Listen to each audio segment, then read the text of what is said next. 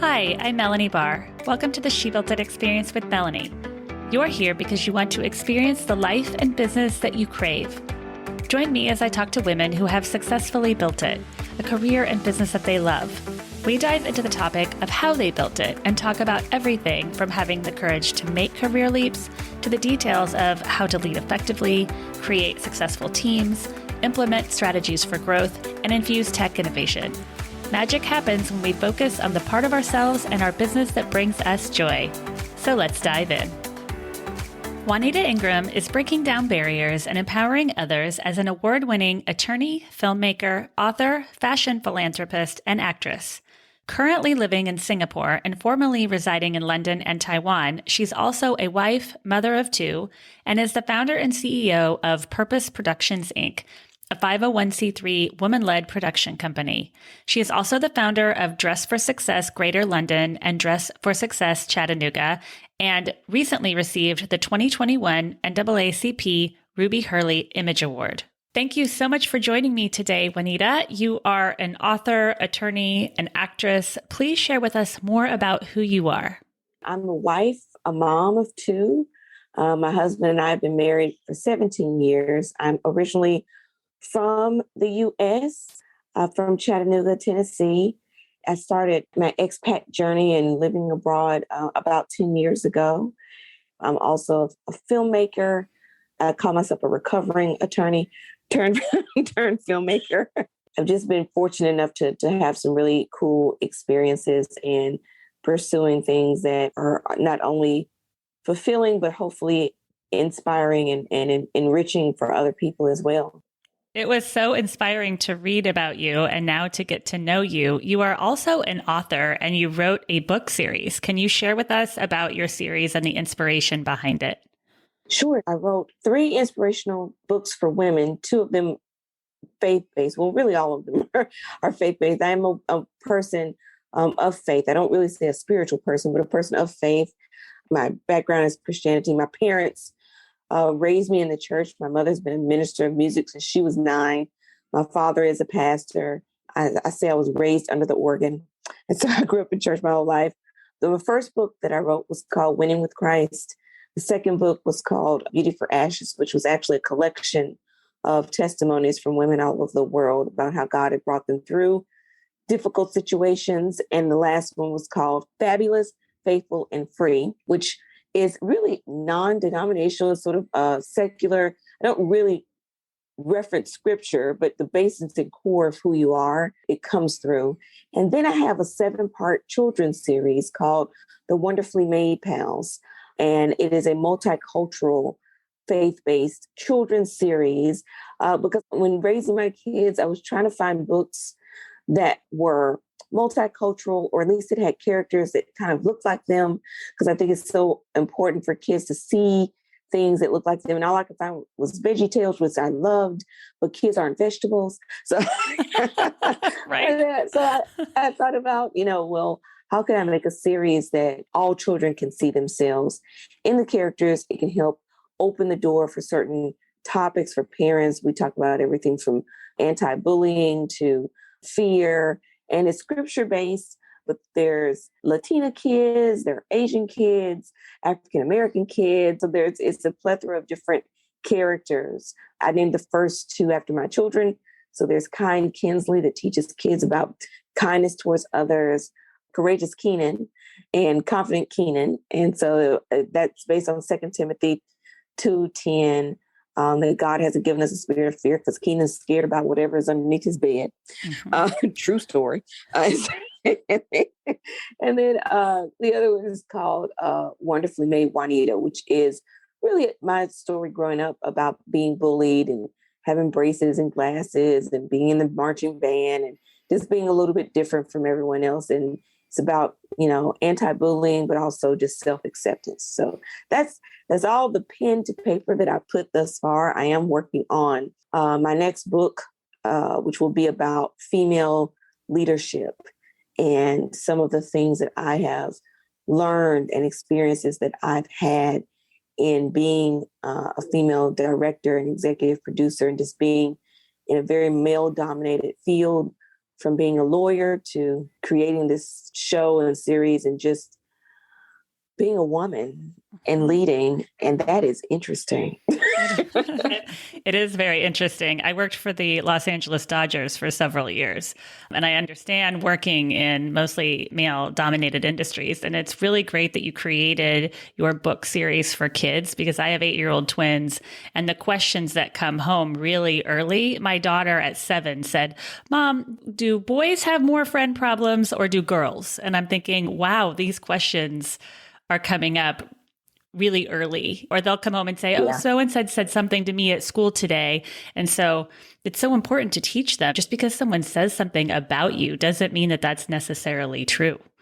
So I find myself saying these things to them. So it's really great that you created that series for kids and that you're continuing to empower women.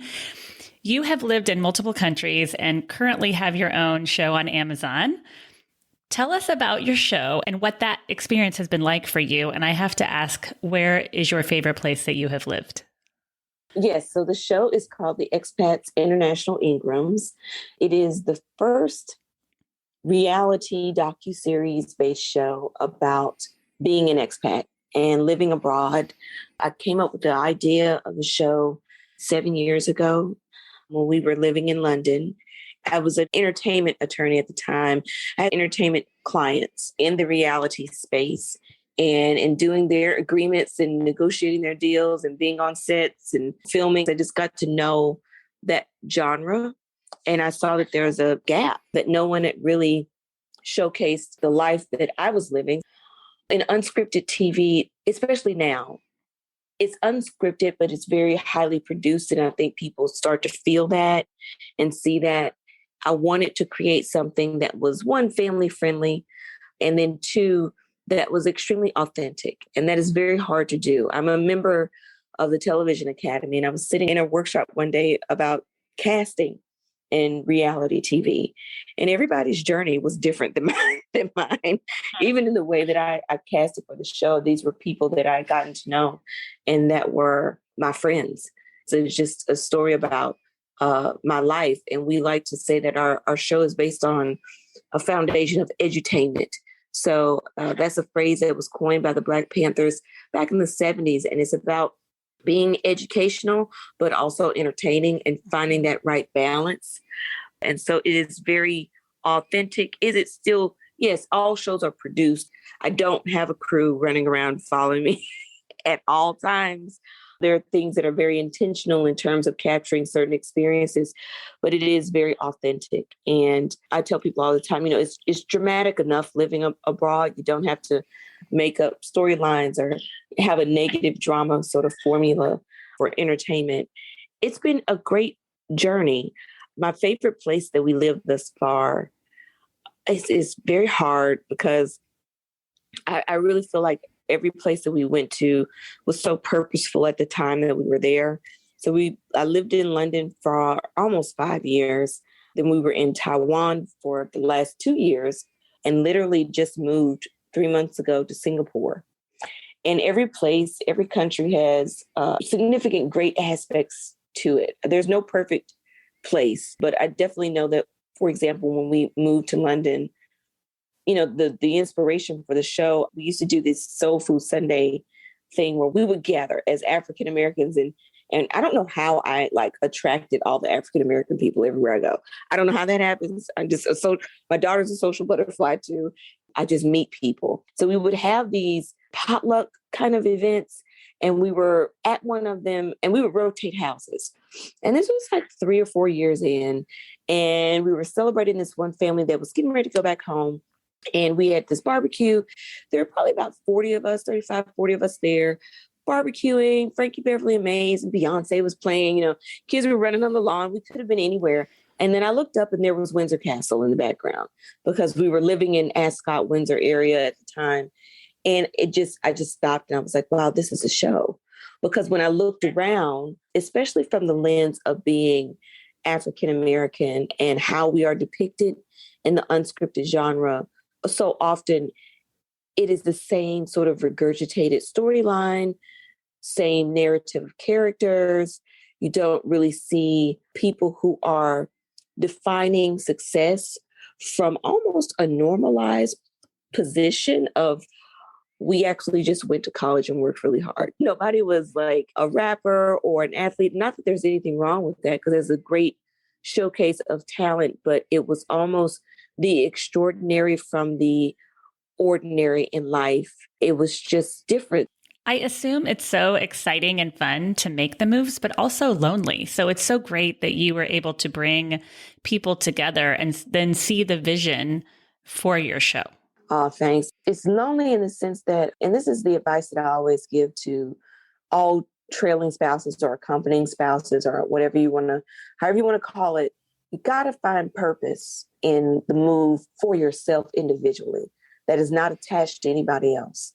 And once you do that, it becomes less lonely. It's funny you mentioned that this time around, even in moving to Singapore, and I've already made friends. In fact, next week we start filming here.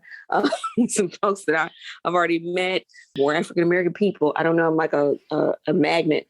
Even now, I'm so happy with this show in that we showcase a variety of different ethnicities, especially we've been filming season 2. So we have a lot of people from various walks of life, various backgrounds.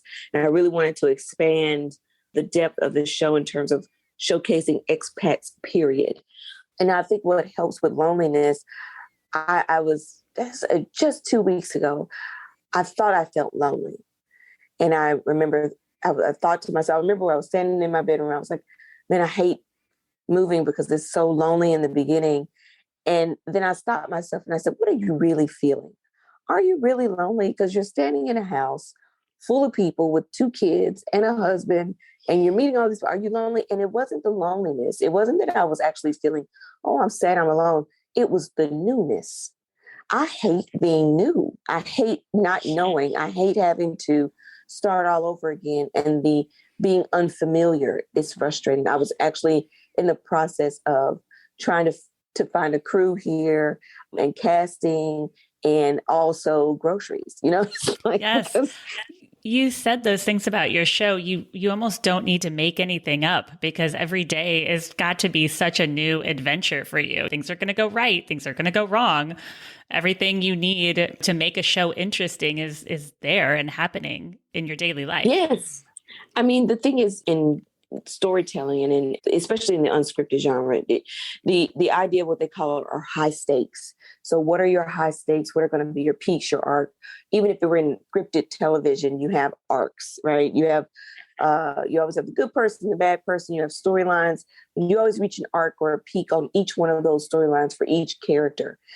Unscripted television is not that different. It's the concept of telling a story or bringing the audience along for a journey is the same. Each character just so happens to be my daughter, my son, myself, but what are going to be the experiences or the storylines and the arcs in those storylines? It's the same concept. It's just in unscripted television, sometimes I've been on set and I've seen this happen where producers will have to create arguments between people and conflict in order for there to be something interesting. That just isn't necessary when you live abroad. Nothing is easy. Nothing is ordinary. Even with just trying to, in season 2, we explore more of my journey of being vegan or trying to be vegan and going to the grocery store and not really being able to read ingredients. So I don't know if there's egg in these breadcrumbs or not, because I can't read it. It's simple things. And we've been approached now that after season 1, and we've had tremendous amount of success and awards and recognition. And when I was creating the show and trying to pitch it before I filmed it, no one could understand what I was talking about. They thought it was a travel show. I got a lot of rejections, a lot of no's, because no one has seen, when you're doing something for the first time, it's very hard and you'll experience a lot of rejections. And that's whether you're starting your own business. You may be doing something that is new and people will say, well, is it really necessary because it hasn't been done? You just get a lot of people that sometimes they can't see your vision that you have because it's yours. And I literally got rejected so much that I just said, fine, I'm just going to film it myself because 1, I'm running out of time. I knew that the move portion is where the majority of drama happens and settling into a new space. And I'm like, these people take forever. They're going to miss the good parts. It's just the things that happen when you're living abroad from being new. And really the overall theme of the show is overcoming change and navigating through change. And I think that's why so many people relate to the show, because they're common themes, although they're taking place in these amazing places. It's about the dramatic journey of navigating change. And that is a common experience for us all, whether you're doing that internationally or domestically, whether you're moving to a new country or whether you're starting a new job or entering a new relationship, the newness of it all. And so I go back to, what was frustrating me was being new and being in Singapore and not knowing where to go and buy butter and not knowing how to get, it was just the frustrating aspect of, okay, now I have to go to Google Maps and hope that this is the right place that I'm getting to in the middle of a pandemic through, restrictions and masks and the whole nine. And so it's just, who needs a produced storyline when we're living abroad in the middle of a pandemic, And it's so inspiring because you could say, okay, I'm just going to stay home and do the minimum. I'm not going to just stretch myself and learn the ways of this country. Last week, I went through cultural training here. So we're corporate expats. We moved for my husband's job, although my husband would laugh and say, maybe my job is the one that's moving us, but clearly God has a purpose for you. And I don't know who's driving this. You've made a beautiful experience out of it. When we moved to London, the first 4 months, I sat on the couch and I went into a very deep depression. And I didn't even know what trailing spouse syndrome or trailing spouse depression was until I was researching for the show, like 6-7 years later. And I read it. I didn't even know that was a thing. And when I read about it, I was like, oh my gosh, that was me. I sat there because as a lawyer, one, we don't tote well, and when you go through studying for the bar exam and passing the bar and you work really hard, no one does all of that because they don't want to be a lawyer. But so oftentimes we equate our self-worth, who we are with what we do. And I was that person. I was Juanita, the attorney. I didn't have any other hyphens to my name. That was it. I hadn't written a book. I hadn't done any. I started acting when I was a kid, but then I went off and adulted. But I really equated my identity with being a lawyer, and I couldn't be a lawyer in the traditional way. And so then who was I? What was I? Even though I was a mom at the time and still a wife, and I love my kids and my kids love me. My kids are social beings like I am. They wanted, to be around other kids. I had to get a life and I didn't know how to do that. But I think finding your purpose, I invested in a life coach, which was very helpful. I think anybody who's navigating through change or an interesting period in life, give yourself permission that you don't have to do it alone. And even if that means maybe you don't know anybody in the area, but there's always online life coaches or enlisting some help to help you navigate it. And once I did that and got up off the couch and really started to live, I met great people, not only other expats, but some of my closest friends to this day are folks who I met along the journey of opening Dress for Success or acting in London, who are local Londoners, who are some of my greatest friends to this day. I think that's when you really start to live, is when you do explore. So I made a pact with myself when I moved to Singapore to fight off the loneliness. Because yes, I have the show, but we're almost done wrapping season 2. So there won't be that much of Singapore. I told myself 2 days a week, you will explore new things about Singapore. I had cultural training and the woman was surprised that I'd been here for 4 months. And the majority of things she said I should go and do and see, I'd already done, because you have to make a commitment. My kids are in school during the day. My husband's at work. Yes, I have a busy schedule, but if I don't take some self-care time, sometimes you just need to do things for yourself. Really good advice. I have 8-year-old twins, and it wasn't until my twins were born when I learned to really appreciate self-care, just from the sleepless nights. And when you're alone, you think, wow, I'm alone. And alone should be normal at times. sometimes my friends will call me. They're like, it's 2 o'clock in the afternoon. Why are you taking a bath? I'm like, I wasn't really dirty. I just Needed a know that minute. I'm just by myself. This is awesome. Like, I'm so with you why there. not? Yes. You are founder and current chairman of the board of trustees for Dress for Success Greater London and Chattanooga. What is your passion for supporting Dress for Success? I love what the charity does. And honestly, my passion is because I understand how those women feel. I was downsized right after I had my daughter in the economic crisis of 2008. I was a real estate attorney and a retail real estate attorney at that. So I found myself, an economic crisis affected a lot of different areas. Real estate was one, retail was one. I found myself in the vortex of both of those. I'm like, how did I get here? Why did I pick this area of law? And I worked for one of the largest retail real estate REITs or shopping mall developers in the world at the time. We should have saw the writing on the wall because eventually everybody was leaving. Like, we didn't have engineers, the architects were leaving. Like, everybody was getting downsized or fired. And I looked around. I was like, I don't really have anybody to work with. That's odd. And then one day, our department was gone. And I know what it's like because at Dress for Success, what we do is we really empower women through fashion, but we dress women from the inside out, giving them interview training and interview attire to get back in the workplace. And so we help unemployed women become gainfully employed. And that comes with a lot in terms of backgrounds of the demographic of women that we serve, both international chapters or affiliates of the charity. There are 155 affiliates, 35 countries all over the world. And so I started the London affiliate and just recently in 2020 launched the Chattanooga affiliate in the middle of the pandemic because I'm crazy. But we had planned for almost a little over a year. And I just refuse to let the pandemic stop us from existing. I think this is horrible. It's so needed because so many women have left the workforce too. And it's amazing what women can accomplish with just a little support sometimes. I always say no one succeeds in a bubble. And we all just need, even when you go for a new job interview and you call your girlfriend, you're like, okay, I'm going for this interview. Can you look over my resume? Can you ask me a couple of questions? Can you help me warm up? If you don't have that support system, imagine trying to do all of that by yourself.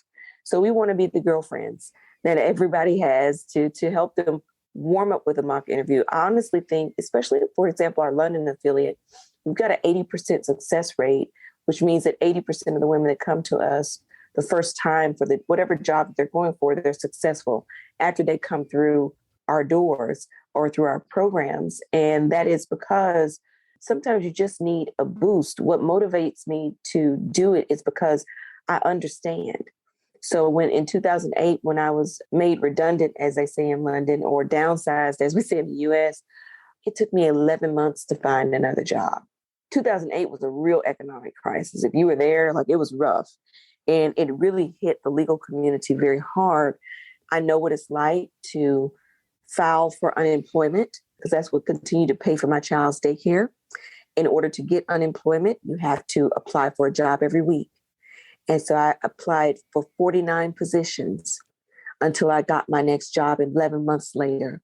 I actually created another human. My son was born during that time because why not? I had time on my hands. It was a very trying time. I know what it's like to want to work and not be able to be highly qualified. I had a law degree, an accounting degree, an MBA, and the market was what it was. But the erosion on confidence is real.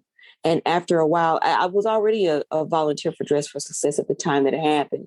And I remember thinking about if these women could do it and maintain hope and faithfulness and continue to push forward. And they were certainly in harder circumstances than I was, but it gave me the strength to continue to push forward. But every woman that walks through our doors, I see a bit of myself in them because I've been out of work before and wanted to have a job and have some of them apply 10, 15, 20 times and still getting rejected. Even though we were in the middle of an economic crisis and I was highly qualified, after a while, you start to wonder, is it me? what's wrong with me. I understand the questions that go through their minds. So I think I always say it's one thing to encourage somebody from a place of theory, from an idealistic place to tell a woman it's going to be okay.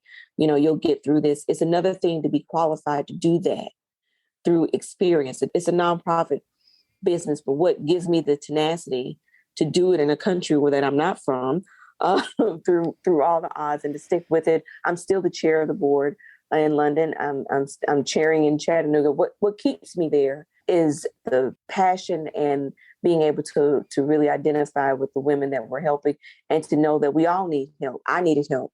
There were women that gathered around me, that I had such a great support system during that time. And I just want to be that person for as many women as I possibly can. So that's the why. You're an inspiration because you can't be what you can't see, and you're helping people to see. Oh, well, thank you. I appreciate that. It's very true. Even if you can't see your way through a situation, it's opportunity, exposure. And it's funny because when I got a life coach, going back to that first 4 months and sitting in London and being lonely and being sad and searching for identity and purpose, beyond just when we moved to London, my son was 15 months old and I was still breastfeeding at the time. So outside of breastfeeding, changing diapers and ironing clothes and doing laundry, I needed a greater meaning for getting up every day. And I'd say that without apology, because for some women, that's enough. For me, it was not. But being able to get a life coach and figure out what was the why in me, what was my driving force, what got me up to do whatever it was that I was going to do. And she helped me to see that there was a replete theme throughout everything I volunteered for. At the time, I had done a couple of pageants in the business division, and my platforms were always things that empowered women, and helping other women and women's empowerment was a theme replete throughout everything that I did. Because when you're making a shift and you're rebuilding yourself or making a pivot and you're starting something new, people will put you in a box and put a lid on it. And sometimes we hold that lid down. Somebody will hand us a lid and we're like, oh, I guess this goes on top of my head. I guess I shouldn't do this. I've been called everything from flighty to, oh, you just seem like you're all over the place. What on earth made you do that? I had women who were critical of me acting, critical of me starting Dress for Success in London. I remember this one woman told me, that just seems like a lot of work, dear. Why would you want to do that? You seem like you're really scattered and all over the place.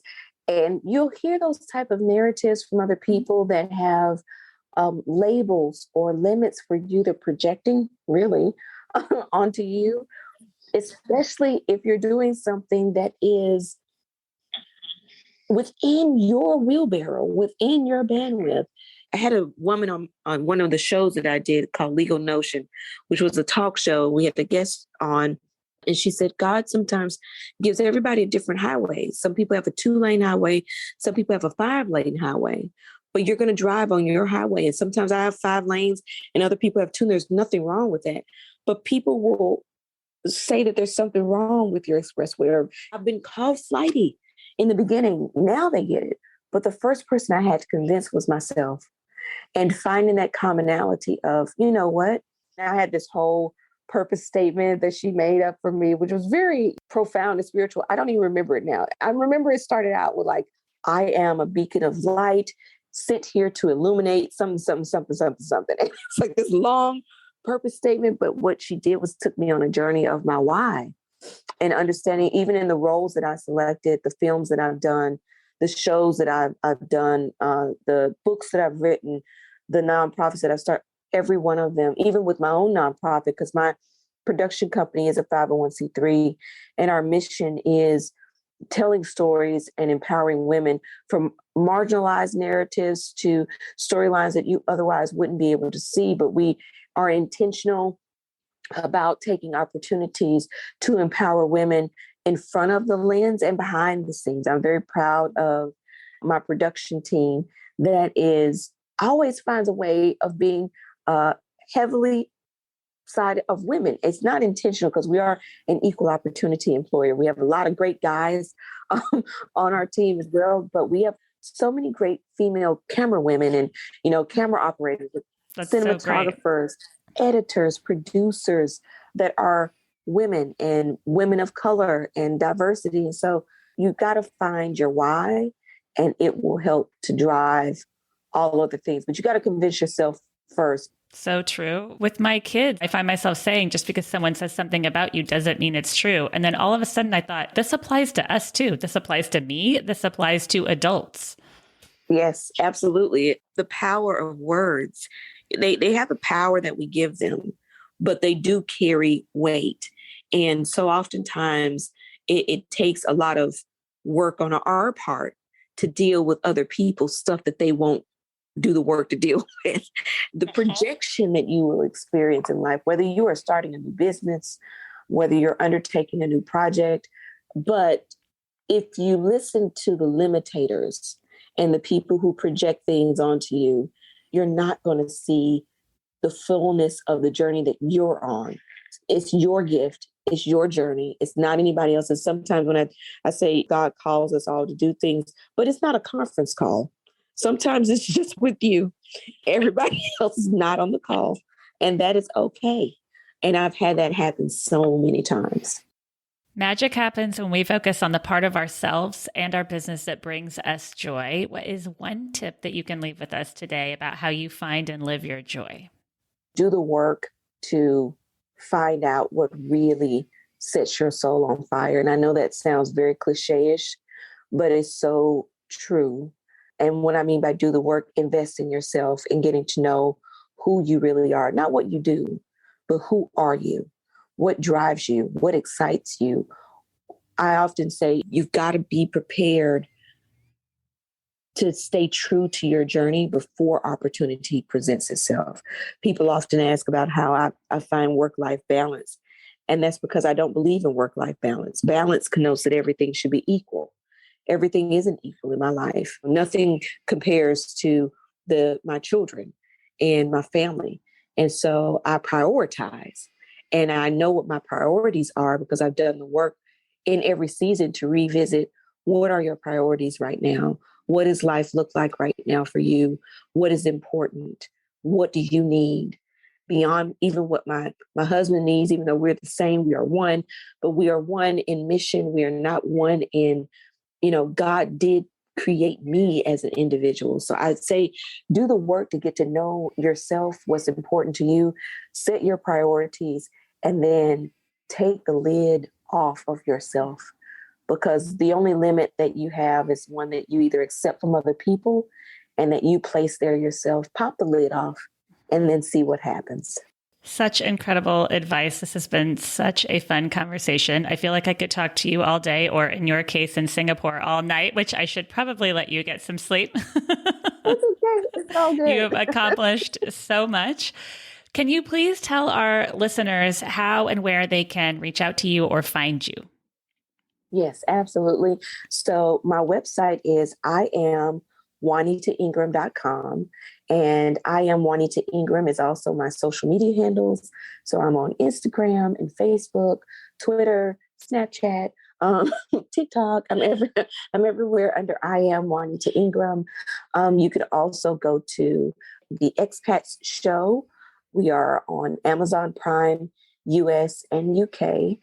If you live in a country where you cannot get Amazon Prime, US or UK, if you live in Spain or Portugal or some other country, and even in Taiwan or Singapore, you can go to purposestreaming.com and you can find the show there. So I created my own streaming platform because everybody doesn't get Amazon. And so our show is very international. And we have people all over the world that want to see it and connect. You can go to the expatshow.com. And that's the website. You can connect with us there and all over social media. Yeah, if you want to see the show, it's there. If you live in a country, we are expanding our distribution. So hopefully one day that won't be an issue. But I'm proud of the streaming platform that we created out of necessity. So, but that's how you can connect. And I'm so appreciative of all of the support that we've received. If you are new to She Built It, we'd love for you to join us. We offer community memberships, masterminds, innovative virtual events, and meaningful connections to entrepreneurs and corporate leaders. Please also check out our She Built It shop, curated products from women-owned businesses who put their heart and soul into their beautiful and innovative products. We offer She Built It business consulting and the She Built It blog. Thank you to everyone around the world who joined today. Thank you to my editor, Rich Streffolino. Please download and subscribe wherever you get your podcasts. And until next time, together, let's let nothing stop us from experiencing the life that we crave.